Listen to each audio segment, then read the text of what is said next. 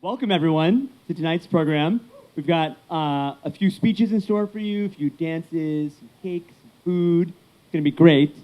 And Sonia and I are going to be guiding you through the program and talking a little bit about our lovely siblings during that time. This is wedding number 12. And as much as I dearly love, my brother and sister-in-law, I've been through a lot of these, and I've run out of nice things to say about them. So tonight is going to be all straight rows. The series of events, if we're being honest, it's really just about getting more attention for Sheel and Amruta because they love attention. So you may be wondering why, you've probably been wanting this for a long time, why have we had so many wedding events? Last count was there 15? In the style of David Letterman, we're going to give you tonight the top 10 reasons why truths are getting married over and over again. All right, starting us off at number 10. To see whether having a wedding where everything runs on time is possible. I've witnessed at the Cleveland reception a surgeon friend of Sheel's literally sewing a button onto his shirt 5 minutes before we had to be at the venue. I've run Amruta's jewelry from upstairs to the pool for the haldi after it was already supposed to have started. So I think at this point, they should just take the L and move on. All right, reason number 9. Some of you may know about this, but some of you may be learning about it for the first time. Sheel, through Twitter, more on Twitter later, has befriended Brian Chesky, who is the CEO of Airbnb, and they had this wonderful opportunity to stay at Brian's home and have befriended him. During these various events, a lot of us have had to stay at Airbnb properties. Our whole families was up at an Airbnb this whole week. On Thursday, we had a wonderful celebration at Airbnb. We stayed at a few in Cleveland. And really, at this point, I think we're just keeping the company alive. All right. Next is number 8, put off getting a dog.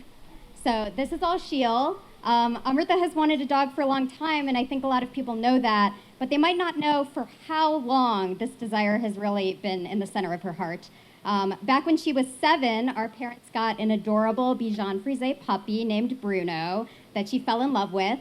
And then not that long after, another new occupant entered the house, which was a baby named Sonia.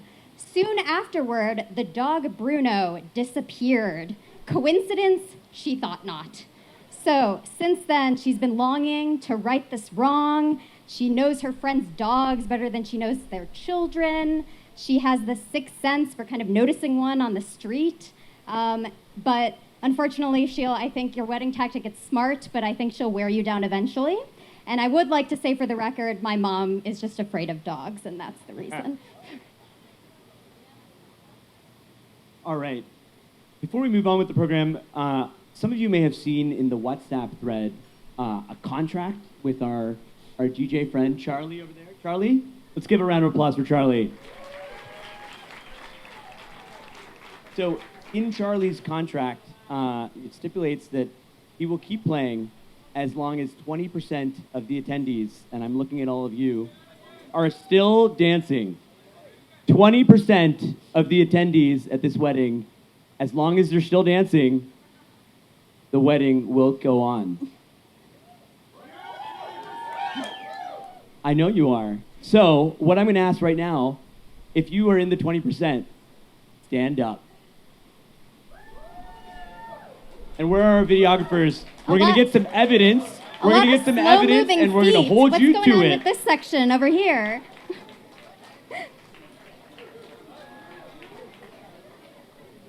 Oh, wow. We got some over here. Yeah.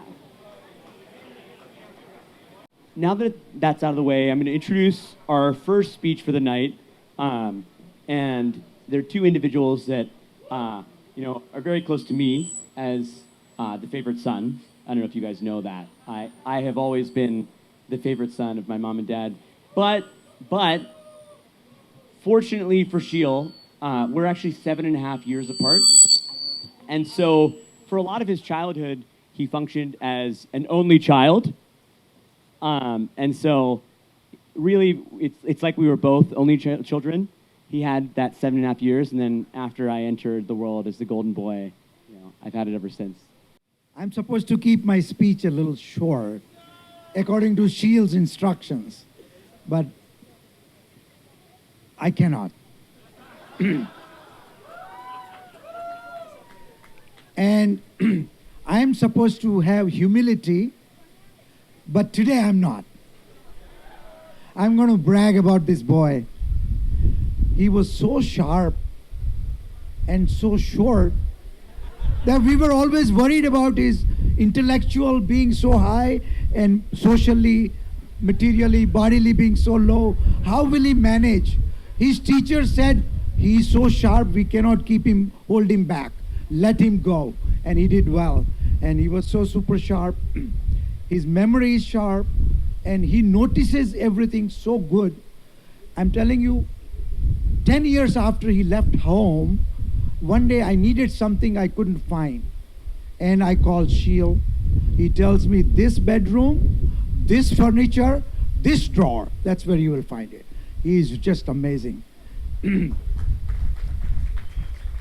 Now, they both have, Amruta and Sheel both have a lot of successes under their belt, and you all know it well, so I don't have to say anything, but we all collectively wish them further success, no limits.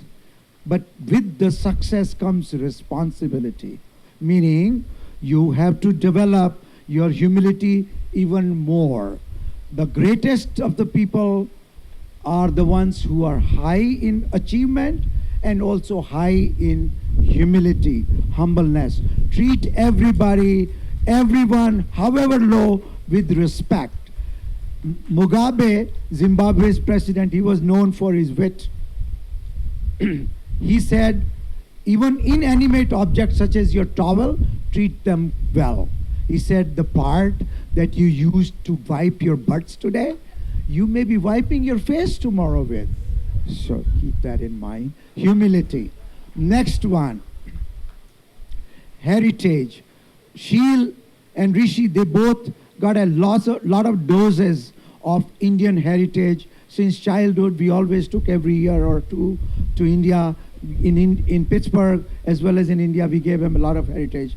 But you are in the Western world, India, whatever it has to offer, or whatever you've learned, you have to learn a little bit more deeply, and so that you can explain, even if it doesn't fit in the system. A Dr. Radhakrishnan, a president of India, was one time invited to London. Winston Churchill, he was the premier then, and for his honor, the banquet was going on. And so Dr. Radhakrishnan, he was a famous teacher, philosopher, and a well-known person. And so he washed his hands with soap and water and came to the banquet and started eating with hands. And so Winston Churchill got a little embarrassed. He said, Mr. President, it would be better to use the fork and spoon for better hygiene. So Dr. Radhakrishnan said, sir, my hands cannot be used by any other person. So how can it be more hygienic than spoon and fork that all others can use? So that was his answer. So it's something to remember. Heritage, you should learn deeply. Lastly, happiness. Sheel is always happy boy. Whenever we had situations, he would say, it is what it is. So just take the situation, don't worry about it much. But in life, Sheel, Amruta, there will be situations that will hurt you. So I'm going to remind you of Abe Lincoln. Abe was the president who was a shoemaker's son. And when he became president in those days, a lot of people in the White House didn't like it. They would say bad things. And he obviously, he was the president already, but he said, situations and surroundings cannot go in you if you don't want to get hurt. and want to be happy, let situations be. So he said, look at the ship. It's surrounded by water that can sink it, but as long as the water doesn't come in. So don't let the negative circumstances of life get you down. That's what the three H's I selected. Sheel just told me 2 days ago that I have to speak, so I just continue. Thank you all very much. Of course, I can't beat that. And I'm not one of those who prepares my speeches. So he has already bragged about his son, given advice. I think they're smart enough. I don't need to advise them. I'm only going to brag about my Bahu. So whatever I have known her so far. First time we met, I was told it was their second date. I was told by my younger son not to get excited. I promised I will just treat her like any other friend, not a girlfriend. So we were celebrating his birthday. Last minute, we could not find a caterer. Amruta and me and we all cooked for 110 people, 300 puris, and that's when I found out how good a team they are. We had a little puja, and Sheel and Amruta, finished up making salads, serving the hors d'oeuvres, everything. When we came up, everything was ready to go. So I could tell these two make a wonderful team no matter what they do.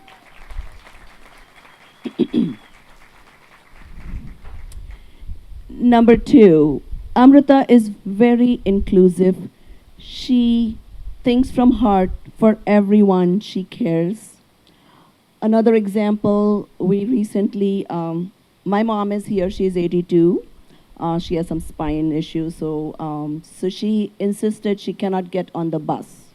These two were planning to drive themselves alone to Hacienda, and they accommodated Nanima with them in the car. I think that was very sweet of them.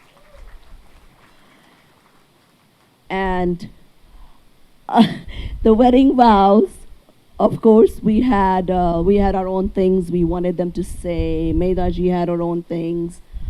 And I have found Amruta to be so accommodating, inclusive. Even if Sheel said, no, we don't want to do this. Next thing I know, she's done it. That's absolutely wonderful. Thank you so much, Amruta. Appreciate it. Hello, everyone. I'm Medha Godgole. I'm Amruta's mom. I have no written speech. We had a function in Cleveland. So I think I have spoken my words.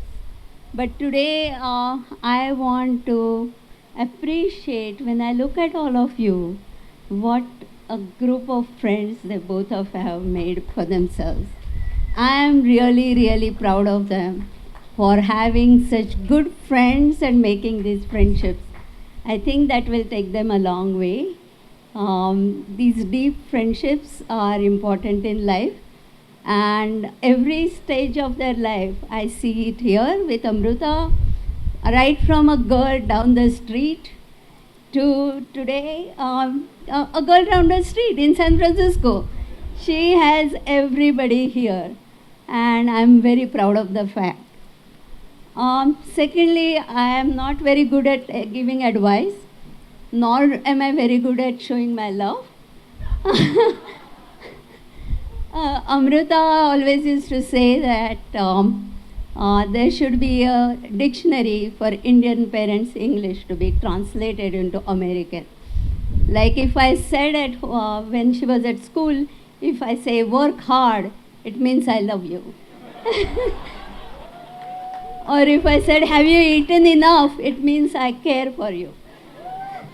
So I think, Amruta, you work hard for this beautiful function today. And I'm proud of you for that. You and Sheel make a great couple.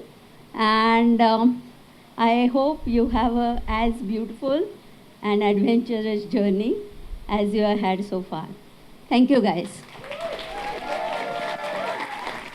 Thank you so much, Auntie. That was beautiful. Reason number 6 of our top 10 reasons why Sheel and Amruta are getting married 21 times. Twitter. let's talk about Twitter for a second. Sheel loves Twitter. I'm his only brother, but I'm pretty sure he loves Twitter more than he loves me. I can tell you for sure he spends more time on Twitter than he spends with me, even when we live together. But I don't know if all of you know, even those of you who follow him, what Sheel's current Twitter follower count is. Anybody? Any guesses? It's 99,300, and he has been very close to that 100K number for a while. I bet there are some of you in this audience who are not following him on Twitter. Everyone on your phone, everyone in the audience, please take out your phone, something Sheel will very much support. There's an app called X now. Download it, and please follow @PitDesi, because we got to get him to 100K. What can I say about Amruta and Sheel that other friends and family, Bear, which was the actual name of their metaverse officiant, Business Insider, People Magazine, Cal Penn, or myself during their other wedding events haven't already said? I'll start by addressing a word we've heard a lot today, describing Amruta and Sheel as individuals and a couple: adventurous.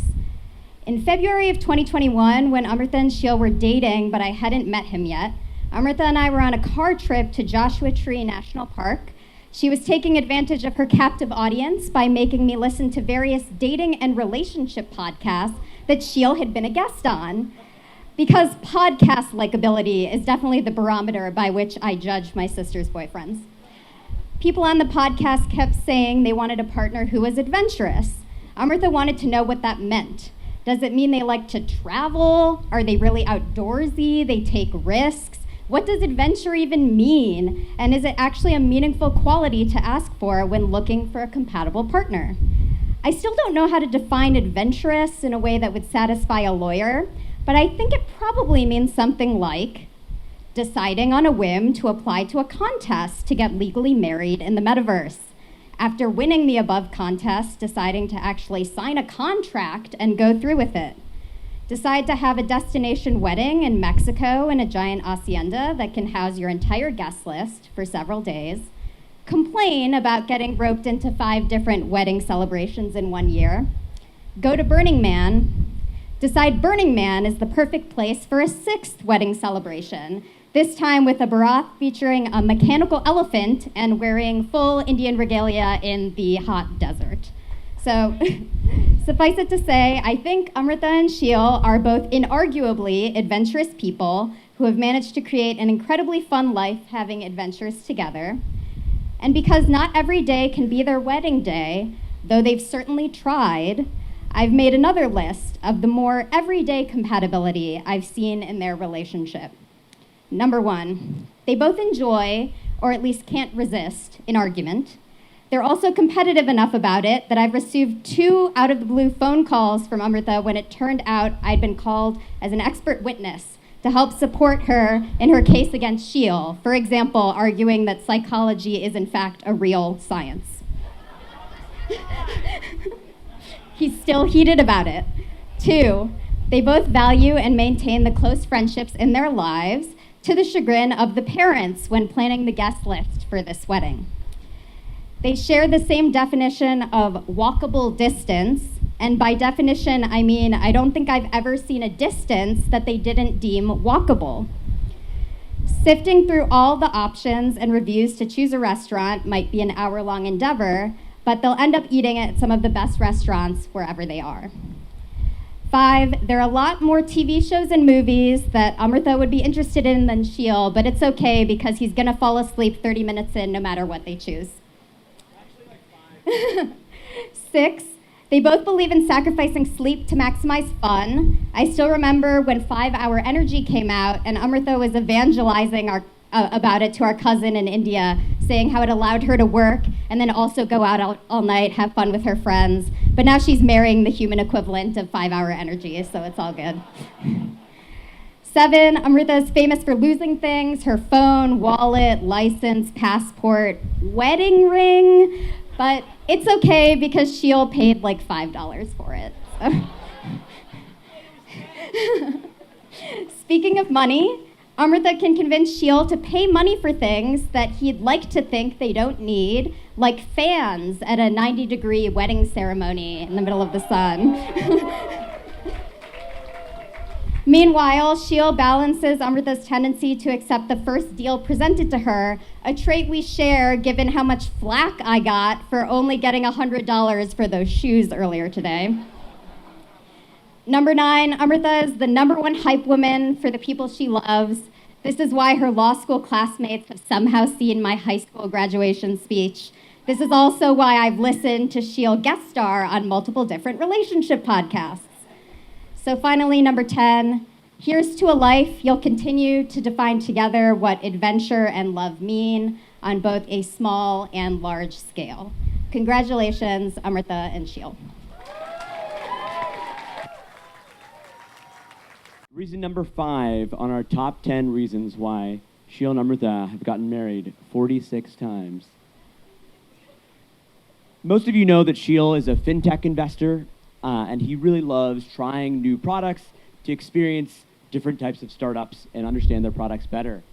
One slightly annoying aspect of getting married in this beautiful hacienda in Mexico is that most of the vendors only take cash. And so, over the past week, he has been running around with bank accounts from every neobank, trying out their deposit products and withdrawing cash from the ATMs. And so, like Airbnb, we're just trying to keep those neobanks alive. All right, our next speaker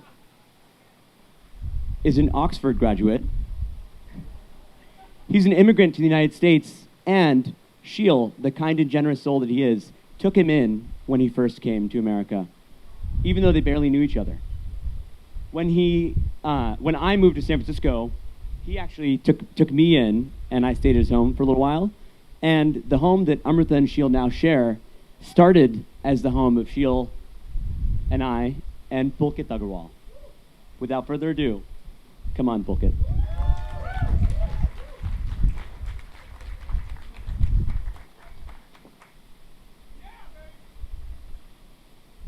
So I was actually just asked to do this speech recently because the original person couldn't make it to the wedding, like many other people. But I'm glad to be here. What an incredible setting. Cortez did an outstanding job. What a visionary. So let's raise our toast to the legacy of genocide and to Amruta and Sheel's continuing need for social validation. So cheers.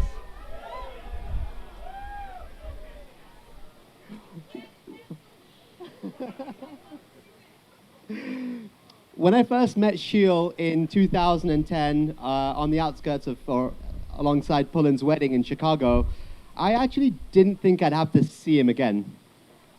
We were at lunch, it was an Indycore lunch, and he was sitting a few seats down, and I remember him being very loud and talking about breaking the bed the previous night.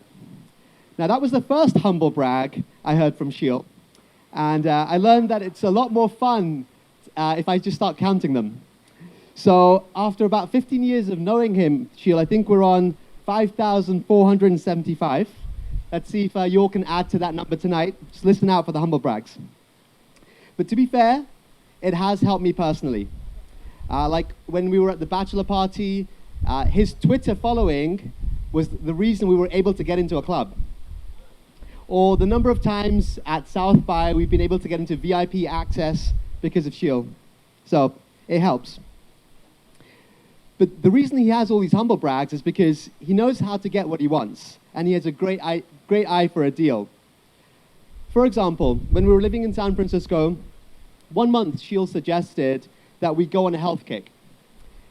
He said we could try all these different classes, like capoeira, Pilates, boxing, all stuff that I didn't know I wanted to do, but he sold it to me when he told me that it was all going to be for $1. It was a great deal on this new health app called FitMob. So we went on a health kick. We loved the classes, but next month we stopped because the price went back up. But I'm really grateful to be involved in all the different schemes and things that you've been involved with. and when I've moved in San Francisco. And I think that speaks to your kind and open-hearted generosity. He wants a deal, but he wants it for his friends too. And one of the things that I've noticed alongside that is that he's super helpful. There's no task beneath him. Normally people, when they get busy and famous like he is now, they get EAs and chatbots helping them, but Sheel's here sending WhatsApp messages, responding to everyone, giving tips, but don't ask him questions on DM anymore. He's pretty mad about that. But when we were leaving Oakland to move to New York about a year ago, he came over to say bye. It was our last night, and he realized there was a lot to be done. So he helped with packing, cleaning the dishes, taking the trash out, everything. And he ended up even staying overnight to help us the next morning because we were close to missing our flight. So he helped throughout and got us there on time. And that was probably one of the few times that I was able to have him stay longer than he wanted. Normally it's the other way around. He always invites you for a movie knowing he's going to fall asleep within 10 minutes, or suggests you take a slight detour on your path to where you're going for some reason, and it turns out because he has to run an errand on the way. But in the early days, I thought, okay, well, maybe when we disagree on things, we could take bets. It's like, okay, well, we'll even it up. But little did I know that Sheel only takes bets when he knows he's going to win. He has some unfair advantage, and that's led me to have to shave half my face and travel to India, or run around all day with my hands by my side because I've lost bets to him. But Sheel, a lot of those memories are from when we lived together, and I miss that now that we've moved to New York. So when we returned to the Bay briefly, you and Amruta invited us to stay with you, Nihark and I. And we were a little unsure. It was going to be late. And we weren't sure how set up the house was going to be, but it was transformed since I lived there. Shoes were in the closet, dishes weren't piling up, and there was even almost like a turn-down service. And I think gone was all evidence of Sheel's wheeling and dealing on the furniture section of Craigslist. But it showed to me how much, Sheel, you're willing to change, and Amruta, how able you are to change him, and how able you are to get him organized. I mean, he's used spreadsheets before, but not like that.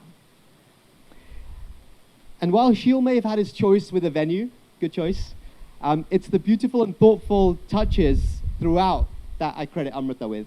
Like those flowers behind the mandap, or the couches here on the sides. So they're well worth it.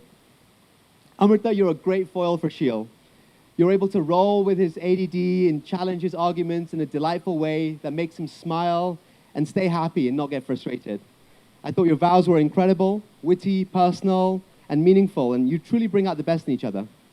So I'm not sure I'm qualified to give you advice, but as is customary, I'll leave you with one thing I've learned by being married, which is we often take families as granted. We can be mean to them. We often consider ourselves entitled to their attention and help. But when you get married, you get a new family. And you have a chance to reset that and treat this new family in the way you think families should be treated and the way families should be loved. So hopefully, as you join together and have a wider extended family, by treating each other's family with the care and attention that they deserve, you'll be able to be better people and create a really harmonious environment. So let's raise a toast to Sheel and Amruta, helping each other become the best versions of themselves, and to the best fifth wedding ever. Cheers. How's everyone doing? So I'm Alka, but I've also been referred to as the Seema auntie of this occasion. Like Seema auntie, I set these two up. Also like Seema auntie, I went on their first few dates with them. Now, I can't tell you when the two of them knew that they were right for each other, but I can tell you when I knew. It was their third date, which, as I mentioned, I was on. And it was April 15th, tax day, as we all know. Having known Amruta for 16 years, it was of no surprise to me that she was frantically filling out her extension in the hours before midnight. What was a surprise to me was that Sheel was doing the exact same thing. Now, while in past years, approaching deadlines contained a pretty standard formula for Amruta. So filter coffee, a podcast or a TV show, curled up on the couch with frantically clacking away at her computer. Those of you that went to college with her know what I'm talking about. This time, they're sitting there side by side, filling out this extension, debating the presumably straightforward meaning of the term household, which in Sheel's case meant a rotating cast of friends and a 20-year-old Asian software engineer who he didn't seem to know much about. This scene perfectly illustrates why I think they're so good together. Though the two of them are actually the worst procrastinators I have ever met, Sheel's foundational belief that everything's going to be okay, and Amruta's willingness to go toe-to-toe with him on anything, including the most obscure or obvious parts of the US tax code, feel to me like good preparation for what will inevitably be many merely missed deadlines in the years to come. Now, a few words about the lexophile in this relationship. For those of you that don't know, lexophile means lover of words. And for those of you who don't know who I'm talking about, because I'm talking about the quality of words, not the quantity, I'm obviously talking about Amruta. Amruta has many incredible qualities. She's witty, she's fiercely loyal, she's incredibly smart and beautiful. I think in the last few years, I'd add one more to that list. She's even more confident, and I think that Sheel has played a big role in that. From watching him parallel park, which for whatever reason she thought short people couldn't do, to watching him respond to a shirtless photo of Chamath on Twitter with, what else, a shirtless photo of himself, to taking a bet on entrepreneurs with virtually no track record. She's been inspired by his confidence, and I've seen a growing calmness and confidence in her that I deeply respect and admire. As I put this together, I tried to think about how to describe what my friendship with Amruta has meant to me. And I think the best way to describe it is this. For years, when my work colleagues would ask me what my plans were for the weekend, given my age, it was presumed that these were with a partner, I would respond talking about the plans that Amruta and I had for the weekend using the royal we. So things like, we're gonna go see that new movie this weekend, or sorry, we can't make it, we have friends in town. Needless to say, I had many strange looks when there were follow-up questions. She's truly a sister to me, and it makes me so happy to see you so happy with Sheel. Please join me in raising a glass to a lifetime of happiness for two people I care so much about. Cheers. Thank you. Before we move on, we didn't want the night to pass without thanking everyone, all of you who are attending, but also people who've contributed to the weekend. So thank you to Rishi and Sonia for doing such a great job emceeing. To Tyler and Doug for doing such a great job emceeing yesterday. To our parents for bringing us into the world and being such wonderful hosts for everyone here. Then to Alka for then bringing us together as a couple and for giving that wonderful speech. Thank you, Alka. One thing that I have really grown to appreciate from being with Sheel is his kind of community-minded ethos and how he and his friends don't shy away from asking each other for help and helping each other. And I am not as used to doing that, but we definitely have asked a lot of you for help over the course of this weekend. So everything from telling Eli and Avery that they had to make sure the karaoke was okay, assigning all sorts of roles in the ceremony. I asked Doug and Carl to do push-ups to make sure that I would be lifted higher than Sheel. Carrie and Satya just showed up early and made signs at our party. And so many more of you, so I'm sorry if we don't name you individually, but Shaylee comes to mind. Mike and Arthi. Yes, Mike and our Arthi. Sangeet All dance. of the bus captains. Woo! That was a very important role. So thank you, everyone that contributed to this weekend. All of my mom's friends and family who... Oh, yes, of course. Amrit. Oh, the Pundit, Amrit. He shaved his Amritji. head, went to India to learn the script. Of course, of course. Anyone else, Sheel? I feel like I'm at the Oscars and someone is going to, like, soon...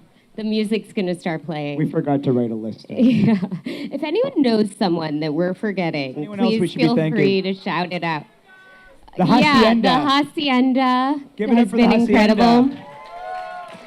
Well, you guys may not know this, but maybe one of our biggest fights ever was about the Hacienda. Yeah, that's true. Sheel was set on this venue because it was like the one place near Mexico City where we could have everyone staying together and like do all the events here.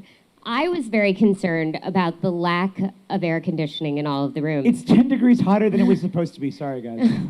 So those of you who are in those non-air conditioned rooms and unhappy about it, you can blame Sheel.